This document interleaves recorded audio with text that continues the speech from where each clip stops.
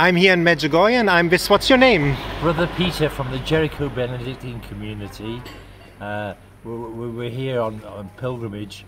We heard about Medjugorje probably about 1983 or so. Yeah. It started in 81, but we've been coming here on and off for some time now, and we feel that this is a tangible proof of God's existence really in this day and age.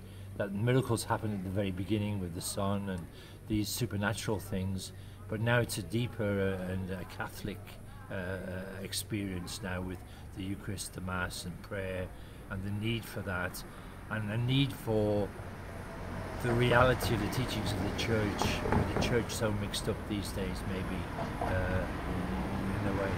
So,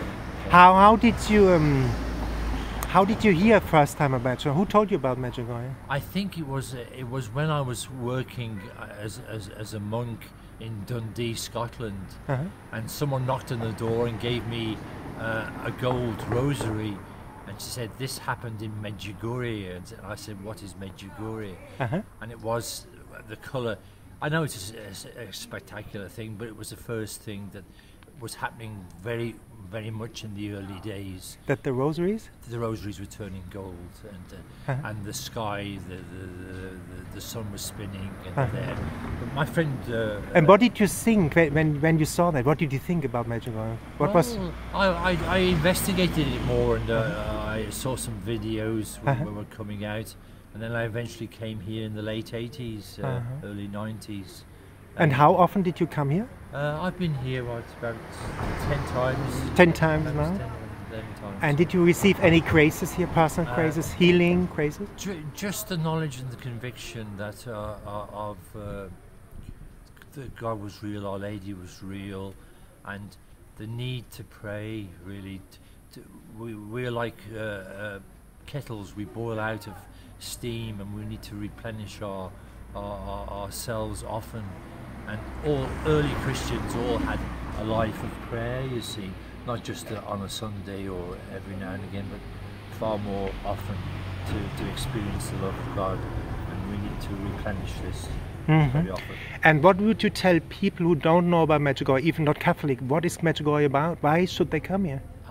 I think you come to experience, you hope to experience the reality of God, and God can move in so many different ways, from palpitations to deep convictions, and something maybe nothing until you go back, and then you might experience something.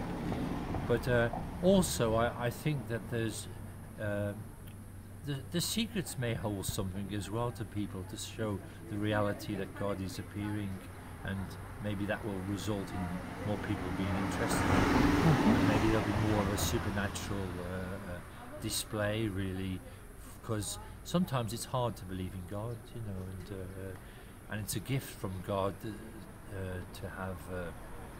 The belief is a gift from God, and we don't know who has the gift, who doesn't have the gift, and for people who don't have the gift, it means nothing to them. But there's just the reality of God, the reality of heaven, and the fear also of being without love, and the reality the Church is teaching. Maybe hell, maybe there is, it's hard to imagine, but the reality of hell as well for very evil, but we don't know. Thank you for this beautiful interview.